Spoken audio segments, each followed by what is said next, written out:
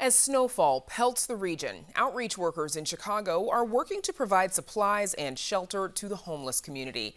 Advocates are calling on the city for support as shelters deal with limited bed capacity in the midst of the COVID pandemic. Joining us now to discuss the housing situation during this snowstorm are Sam Guardino, a homeless outreach program director at Thresholds, an organization based in Ravenswood that works with homeless individuals, and Jose Munoz, executive director at La Casa Norte, an organization based in Humboldt Park that provides housing to homeless families. Thanks for both of you for joining us again. Sam, tell us how you and Threshold, how are you all working to support people who are homeless right now, especially during this storm? So we have outreach teams out every day trying to engage people who are homeless. Right now, obviously, we're very concerned about the folks who maybe isolate away from groups of homeless people. And so we are being especially vigilant about making sure people have basic things, hats, gloves, blankets, and just checking in on people, encouraging people to go inside uh, when possible. And so we're doing what we usually do, but we're doing it more as our other outreach partners throughout the city of Chicago. Of course. Jose, what are you all hearing from people who are living on the streets, and how are they responding to your help?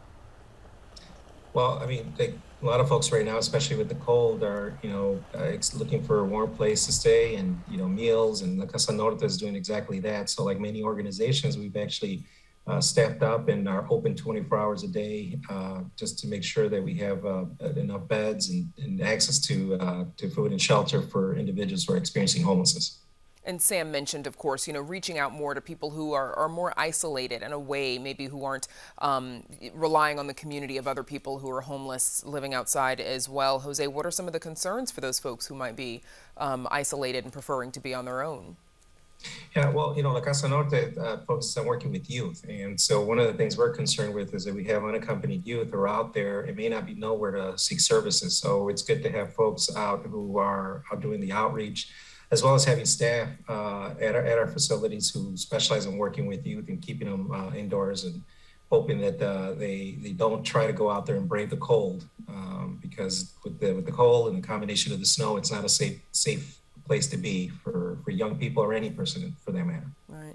Sam, of course, this pandemic has created challenges for homeless shelters in particular. What are some of the challenges that you're facing with regard to helping people? Well, I think that the first thing to understand is that the folks that we're reaching out to who are living primarily homeless on the streets need services face to face. So that we've not been able to really avail ourselves of, say, phone call, Zoom. We're talking face to face services. So it's a matter of getting out there. At the beginning of the pandemic, we had to learn how to do this safely, thinking about the safety both of members or participants and staff. I think we've done that really well. Now we're in 2 years. I think we've got the idea of how to do this outreach safely down. Our staff, our wonderful staff, we're 90% boosted right now. And one of the challenges then is helping people now access vaccination and tests and things like that who aren't normally linked to the healthcare system. So that's a constant challenge that was just accentuated by COVID. Jose, are you all facing similar worker shortages that a lot of industries are experiencing right now? Yes, I think every organization like ours is, experiencing worker shortages. It was an issue that was an issue before the pandemic, and it's only gotten worse since the pandemic started. It's difficult to find individuals who have experience, especially in this work, to come in. Thankfully, right now, our shelter is fully staffed, and we have individuals who are there and, came out in the cold and, we couldn't do the work that we're doing without the dedicated team of staff and volunteers who are supporting the youth in our programs.